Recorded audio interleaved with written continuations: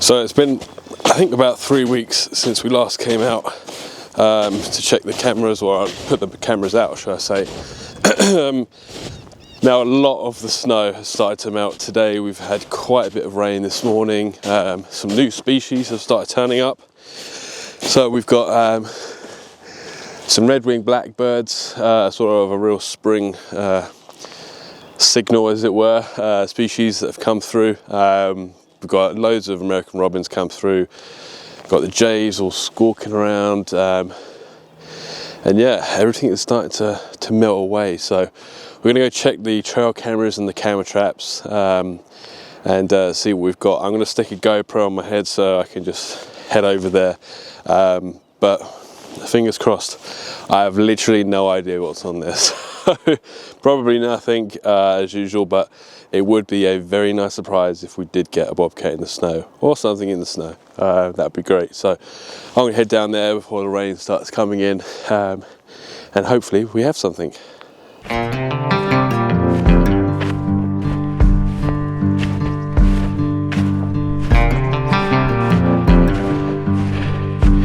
God, this sucks.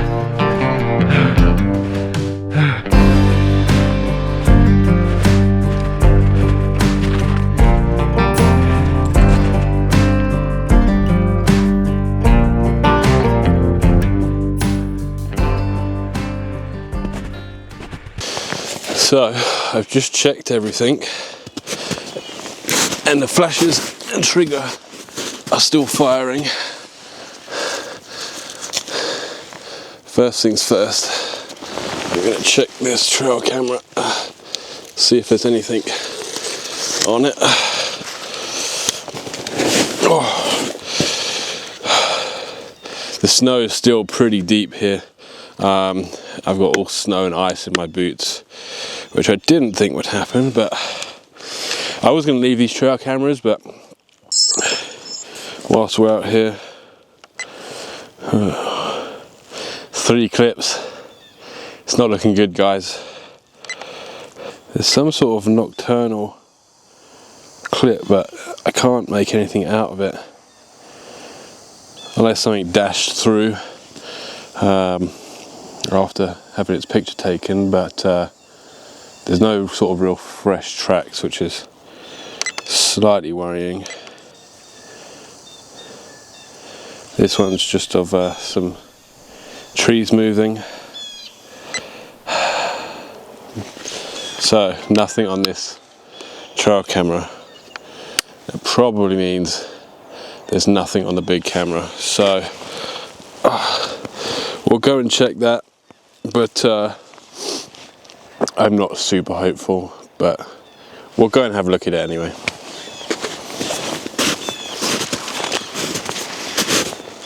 Okay, let's have a look. Probably going to be absolutely nothing on this camera, which is really frustrating, but that's the way. How many? There's 112 images on it though. Who knows? The first one's condensed over. I knew that coming into spring we would have the problem where, as the temperatures change, you get condensation. I have got silica gel packets in there, but let's flick through, see if we've got anything. So the first ones are of me. Probably quite a number of them are me. It has been triggered at night. I can see something tiny in the corner of the frame. We do get quite a few flying squirrels. This one turns out to be a mouse triggering in the camera. And then that's me with my hand. Really frustrating, that was. Really frustrating. As I say, the snow is on its way out. There's plenty of it around me right now, but we're meant to get a fair bit of rain. We had some this morning. The river in the backyard, the main channel, has now thawed out. But yeah, frustrating. Not much else to say to it, but I'll recharge and change all the batteries. It seems like it's a fairly, good trail. I mean, there's so many different ways that an animal could pass through. This is just looks like the clearest, and we've seen tracks coming through here. So yeah, I'm going to leave this out for another 3 weeks, and then if there's absolutely nothing here, then I'll pull the camera. But for now, nothing left to do but to change the batteries. This is the way it goes with camera trapping. And these conditions are tough, especially as we kind of move into spring and the temperature change. But saying that, we've still got the trail camera a little bit further into the woods that might have something interesting on it. I won't bother really showing you, but I'm going to go collect the reel-in cameras. We just had something interesting come to those cameras. So yeah, okay, well, I'm going to get to changing all these batteries. And sorry guys that there's no bobcat, but it's just the way it is in wildlife photography. You don't always get exactly what you want. So yeah, I'm going to do that because my feet are freezing from all that snow dropping into my boots. I thought it'd be a little bit more thawed out, but yeah. Okay, well, I'll get on with doing that now.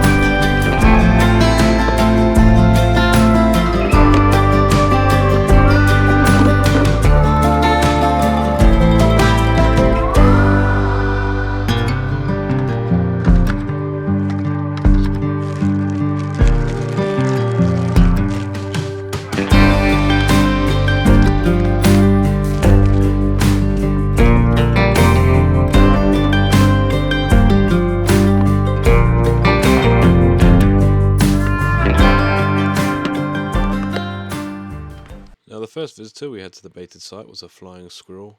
There's quite a few of them in the area, and I assumed that we might get at least one of them come by, especially attracted by the scent of the kind of fish guts that we put down. Not something you would expect.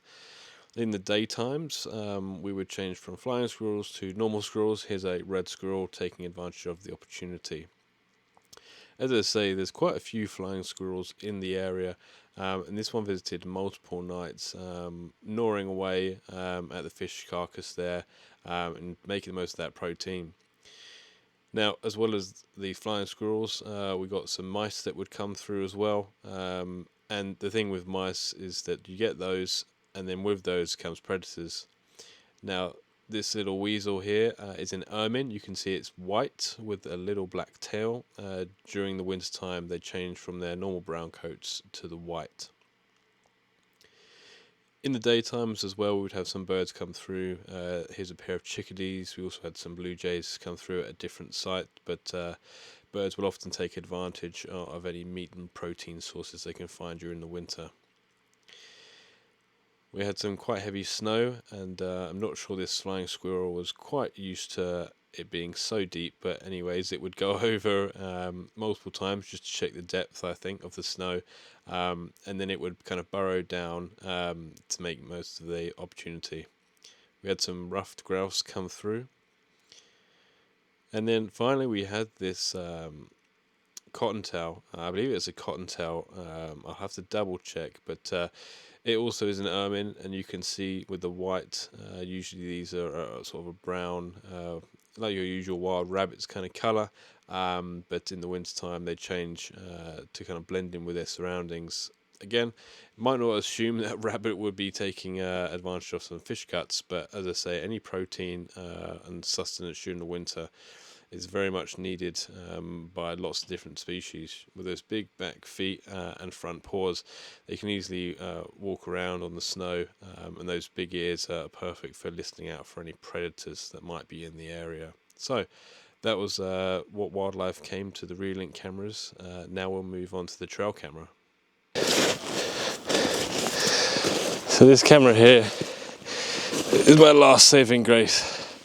I can see already that the elements, I'm getting wet bum from sitting in the snow. As you can see, it's still pretty deep, but as I say, I can already see condensation on the lenses of this trail camera. Just hoping that something came through before the big thaw. A lot of the waterways and these ephemeral streams have really opened up, and I'm sure they'll start flowing through pretty soon.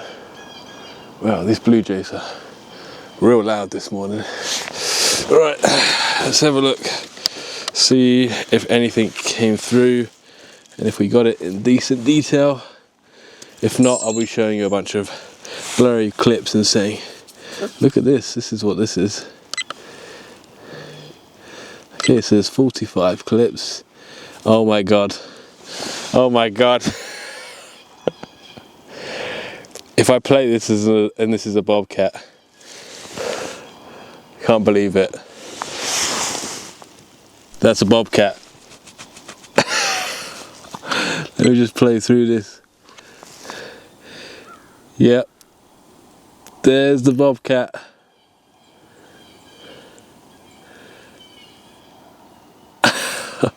One.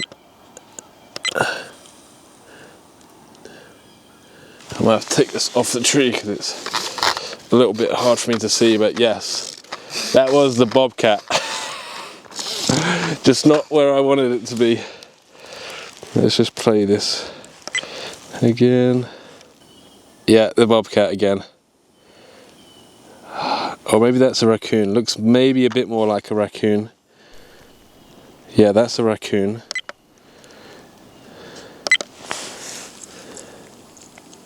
Yeah, raccoon again. Yeah, we've got the raccoon plenty of times coming through. Oh, and there's a coyote, but as coyotes always do, they got spooked by the camera and made a hasty retreat. I think that's a rough grouse coming through there. Got the coyote come through again. This time he hasn't quite seen the camera, so he's just skulking through. I'm looking around.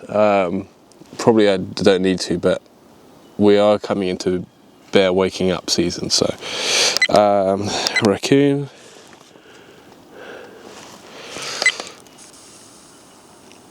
Something in the distance, maybe that was a coyote, just kind of going through the edges.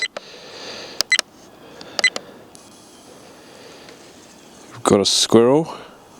Squirrels have been coming quite a lot to the cameras. Oh, more raccoons, raccoons, raccoons, more raccoons. So we got it. We got the bobcat, just not where we wanted it to be. That was a slight annoyance, but yeah. Oh man.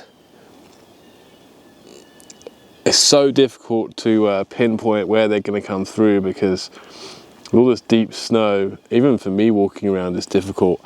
I know that they're obviously lighter than I am, so they can kind of walk in it when it freezes, but man, we got one at least on the trail camera, but not on the camera trap.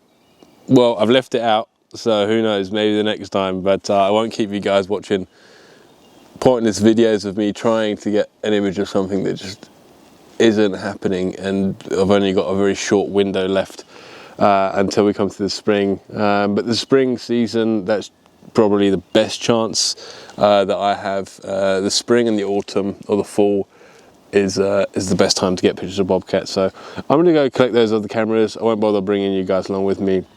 And that's the end of this kind of section. Maybe we'll stretch it into a 3-parter, and maybe the next time I'll bring out another camera trap. But we know they're here. We know that they're around. So that's the best we can do for now.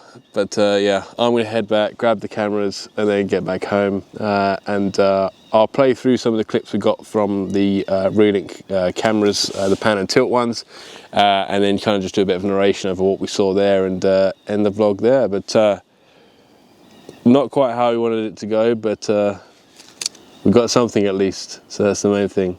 Well, enjoy the next couple of clips, and I'll check back with you the next time we're out here. Probably there'll be no more snow left, but maybe we'll have no snow, but we'll have some bobcats on the camera for you. All right, that's enough for me. Catch you on the next one. Oh, God damn it.